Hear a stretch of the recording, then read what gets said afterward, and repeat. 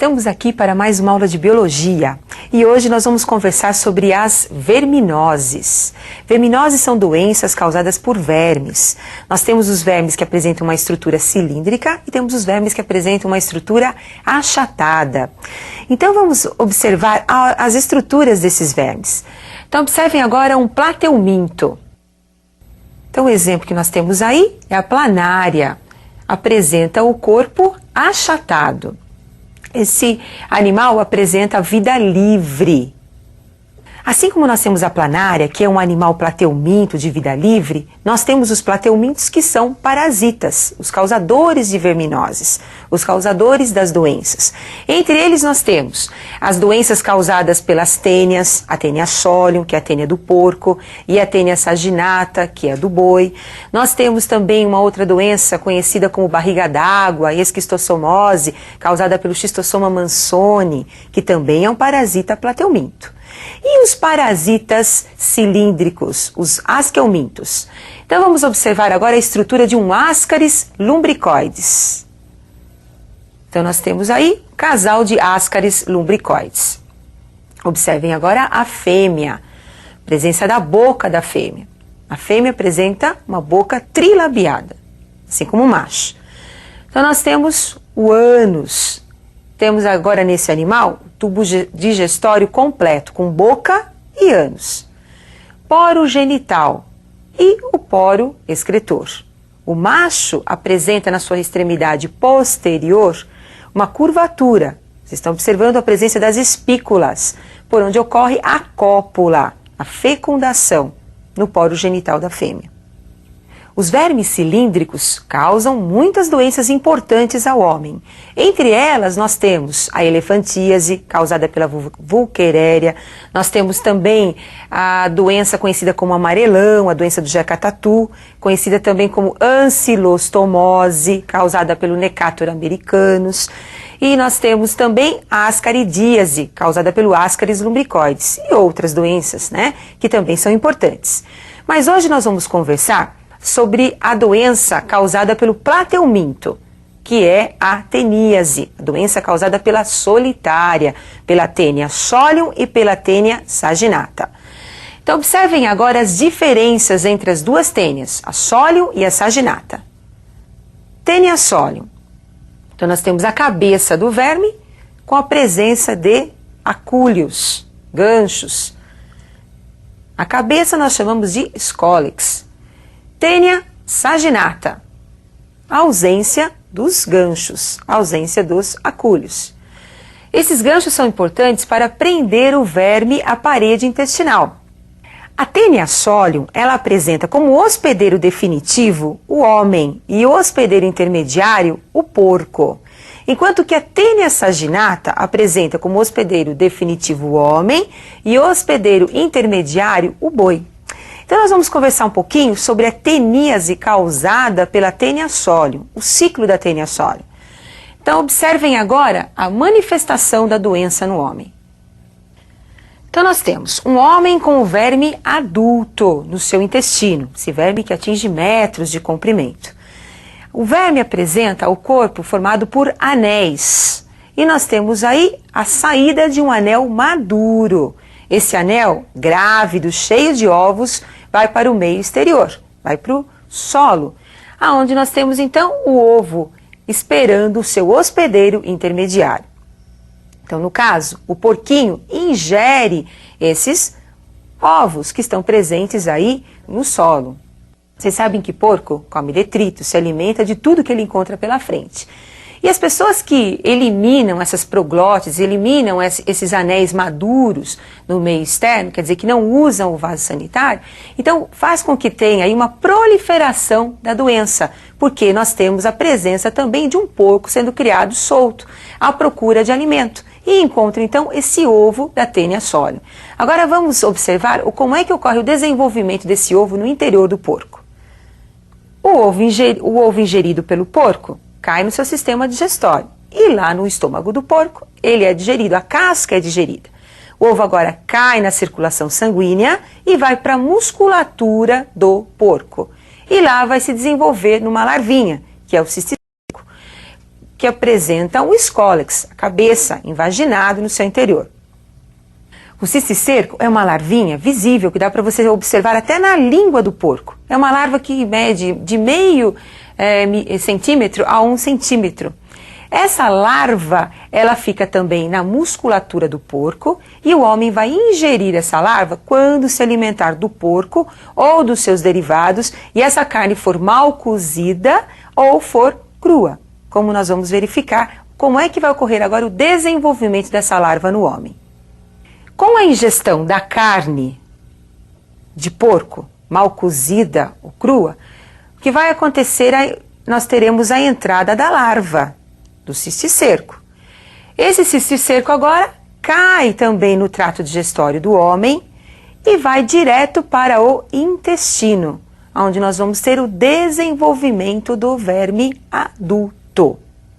Esse verme agora, a Taenia solium, vai se desenvolver, como eu já falei para vocês, no intestino do homem, atingindo metros de comprimento e começa então agora a ter o desenvolvimento dos seus anéis grávidos. Nos anéis deste verme nós vamos encontrar a parte feminina e a parte masculina. Então nós temos os ovários e nós temos também a produção dos gametas masculinos, fecundando os óvulos e dando origem então agora a um útero cheio de ovos. Como esse anel fica muito pesado, ele acaba sendo eliminado. Então, apesar do verme estar eliminando esses anéis grávidos, ele ainda está vivo no intestino, preso, agarrado à parede intestinal, continua o seu processo de reprodução.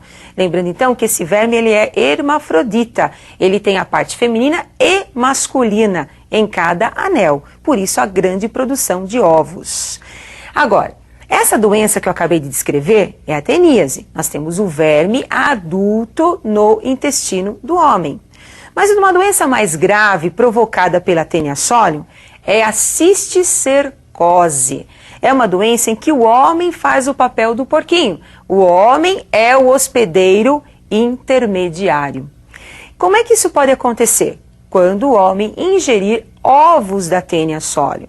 Então agora nós vamos ter o desenvolvimento da larva na musculatura do homem ou no sistema nervoso do homem, levando a um quadro de neurocisticercose.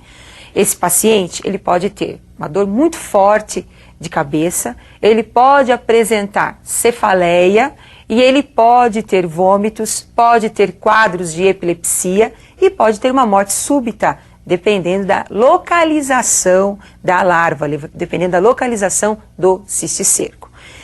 Como é que o homem ingere os ovos? Nos alimentos contaminados ou através do que nós chamamos de autoinfestação. Os anéis grávidos acabam explodindo e nós temos a eclosão dos ovos no próprio intestino do homem. E com isso nós vamos ter a evolução da larva na musculatura ou no sistema nervoso. Agora, uma outra doença também importante é a ancilostomose, conhecida também como amarelão. Aqui no Brasil essa doença chegou através de 2 causadores, o Necator americanus e o Ancylostoma duodenale. Então nós vamos conversar um pouquinho sobre o ciclo desses animais. Então nós temos o ciclo do Necator americanus, causando então o amarelão ao homem. Então nós temos aí o ciclo do Necator americanus. Então imagine um paciente que está infectado pelo Necator. Esse verme fica no intestino, começa a ocorrer a sua oviposição. Então o ovo é eliminado através das fezes. Esse ovo permanece no meio ambiente. Encontrando as condições ideais, ele acaba passando por um processo de evolução. Então nós vamos ter dentro do ovo a evolução das larvas. Então essas larvas agora sofrem a primeira mudança, a primeira muda dessa larva, formando então uma larva rabditoide. Em seguida, nós vamos ter, após 48 horas, a segunda muda, que é a larva conhecida como filarioide. E, posteriormente, 7 dias após a formação da filarioide, nós vamos ter a filarioide infestante. Então, esse ciclo da evolução da larva acontece no solo, no chão úmido.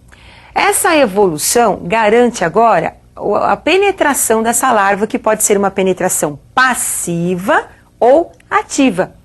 Penetração ativa, pela pele, conhecida também como percutem. Penetração passiva, com os alimentos, pela boca, que nós chamamos de peros. No homem, a penetração ativa, através então do chão úmido, é a principal forma de transmissão da doença. Crianças que pisam nesse chão contaminado com as larvas descalças acabam adquirindo a doença e vamos ter um quadro de evolução do verme no seu interior. Então observem agora a evolução. Com a entrada do verme pela pele, o que nós vamos ter então?